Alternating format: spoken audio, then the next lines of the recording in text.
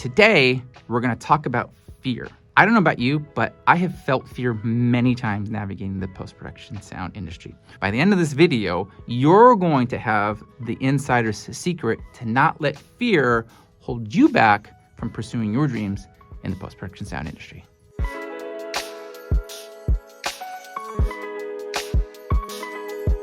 Hey friends, welcome back to another episode of Mastering Post-Production Sound. My name is Joel. I'm a sound re-recording mixer. I've been part of the post-production sound industry for the past 16 years, and I'm here to help you navigate the post-production sound industry. Let's talk fear. Ah! That's my fearful voice right there. You know, the other day I was talking to some colleagues during one of these mixes, and the concept and the idea of reaching out to somebody and being afraid that they're not going to respond came up. And I'm going through this wonderful book that I highly recommend everybody checks out. It's called Linchpin by Seth Godin.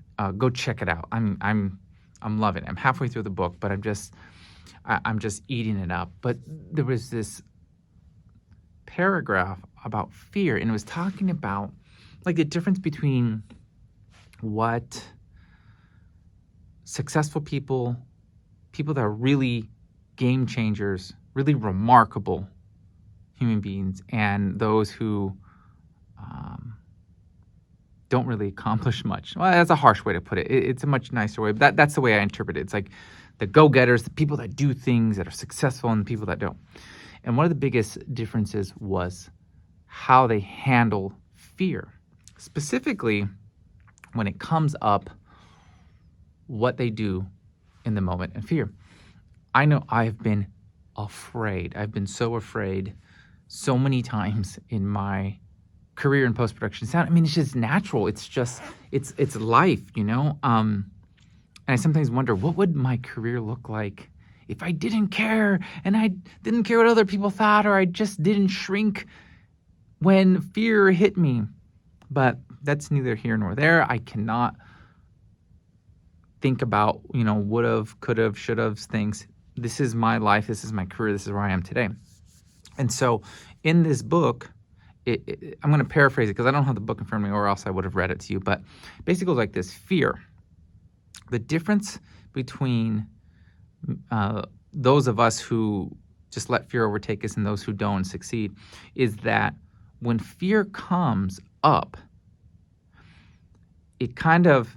we have a choice, right? We're either going to go through that fear or we're going to go away from it. And so those of us who don't like the fear and are terrified of it will see the fear and then walk the other way.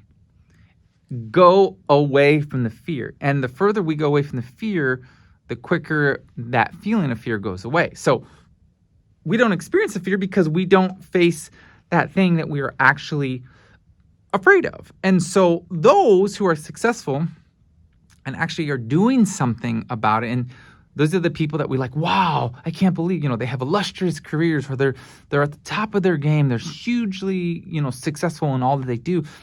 The difference between those people and those of us who do not feel successful are that they feel the fear, right? They experience it. It comes up for them. But the difference is, and this is the game changer, pay attention here. The difference is that when the fear comes up for them, they acknowledge the fear and then they proceed.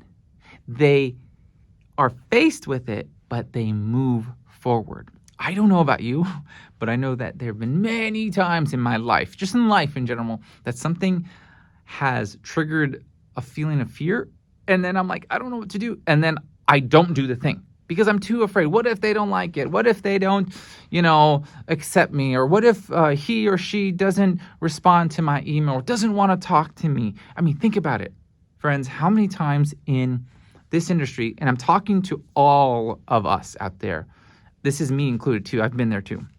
How many of us who are navigating the post-production sound industry have wanted to reach out to somebody and thought, oh, but maybe I can't, maybe I shouldn't, I shouldn't do that because what if they don't respond to me? Or maybe we haven't chosen to go out for that job, or we didn't put the resume in for this thing, or we didn't pursue this particular thing because of the fear. I mean, think about it. When we think about big goals and aspirations in the post-production sound industry, we think big, right? I'm telling you, out here in LA, wherever you're watching this, you may be watching this on the East Coast, in the Midwest, you may be across, the pond over in the UK or in India, somewhere around this world, you are an aspiring sound professional. And those of us in this industry look up to the professionals that are working on the big blockbuster movies, on the, high profile projects, right? The majority of that stuff is done out here in LA, in Hollywood, in Burbank, over at Sony Studios in Culver City. Those are the big places. Up north in Skywalker Sound, right? But how many of us have had the dream and the aspiration to want to apply at one of these big places, but fear got in the way? Maybe you have felt that fear and said, no, I'm not going to do it. I just don't know. What if they ask me do I know this and this and that, and maybe I don't know it, so I'm just not going to do it. Friends, I'm telling you right now, those who succeed in this industry, just like the book says, are the ones who acknowledge the fear, but then move forward. They proceed by chasing their goal or their dream. Friends, I'm with you. I can't tell you how many times I've felt fear creep up, but every single time I choose to face it on head first, I always come through on the other side. I've sat at consoles like this and been terrified. What if they find out I'm a fake? What if they don't like me? Oh my gosh. But I've had to embrace it. You let that thought go in, of course. You feel it, you acknowledge it, but then you keep moving forward. I was sitting at a console, very similar like this. Actually, it wasn't like this. It was an S6. The other one was like, I think, a D command or something. Or maybe it was even like a command 24. I don't know. I forget. But it was the day I was taking over for a colleague on Modern Family. I was going in to mix the effects. I'm nervous. I'm nervous as all heck. At the time, Modern Family is a Emmy-winning show, winning Emmys left and right? It is the hot show, right? And I get the opportunity, and I'm freaking out because I'm like, oh my God, this is awesome, right? I get to tell my mom and dad I'm working on Modern Family. So I come in, and when the producer comes in, he says, Joel, come here. Sits down. Big guy, big personality. Let me tell you, this show has won Emmys. It has won. Everything about it is the top. We got the best grips, the best production mixers, the best crafties, everything. We have top of the line talent. But everything comes second to the dialogue, to the comedy. So stay out of the way when it comes to backgrounds and effects. We need the comedy to shine. No problem. He needed to tell me and communicate with me what the vibe was, what the goal was. And obviously for a show like that, the goal was the jokes, the comedy. Totally get it. But I sat there shaking in my boots. Oh my God, they're going to hate me. I had some of the best learning experiences on that show, because that show is a very quiet show. That's something, everybody can mix loud, right? Everybody can mix loud. But that is something that you can't learn unless you're actually doing it, to mix soft and to mix quietly. But I had so much fear. And when I look back, I had to acknowledge that fear, but then proceed. And of course, on the other side of it, it was remarkable. It was new relationships built, wonderful mixing experience and opportunity. I loved mixing with the mixer, my dialogue mixer for that particular series. He was great. I learned a lot from him. But again, the idea that the fear entered. We all face it. I have it, right?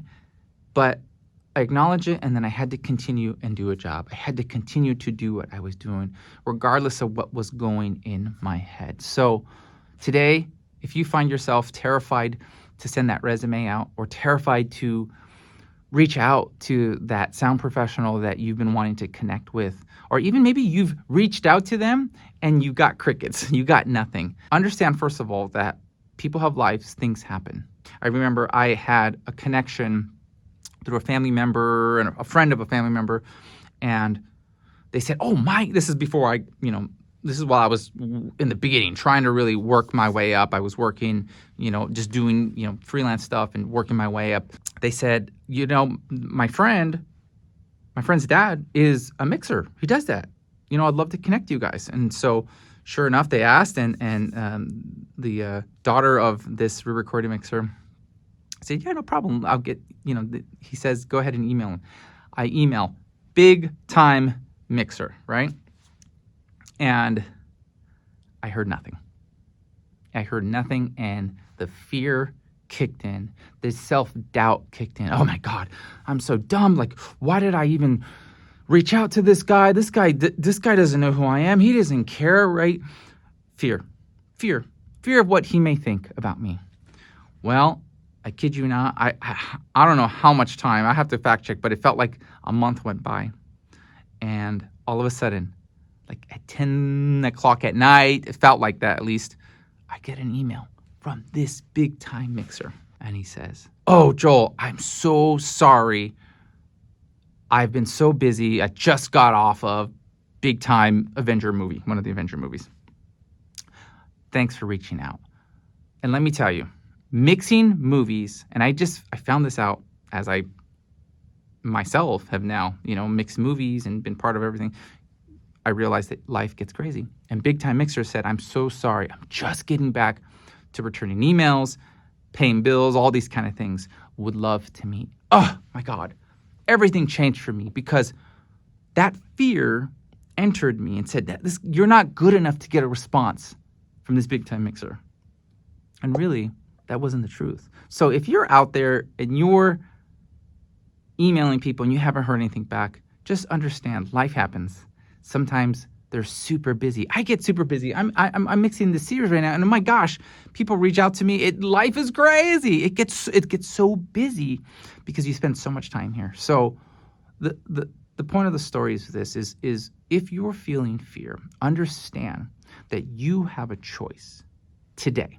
You have a choice to let fear either scare you from doing the thing you want to do, or you have a choice to acknowledge the fear and move past it. Proceed forward toward your goal, toward your aspirations. I hope the video is helpful. If it's been helpful for you, please leave me a comment below. But a little bit of off the cuff, kind of just, this is kind of life the way it is. I can't, set up the cool setup and everything like that, but I did want to get on here and just connect with you as far as fears go. You have a lot to offer in this industry, my friend. Don't let fear hold you back from taking the next step in your career in the post-production sound industry. If you're new here, welcome. We're happy to have you. Make sure you click subscribe and go get my free guide. It's the Insider's Guide to Navigating the Post-Production Sound, completely free for you. All you have to do is go to masteringpostproductionsound.com/insider's guide to get your free copy. Good to see you, friend. I'll see you in next week's episode.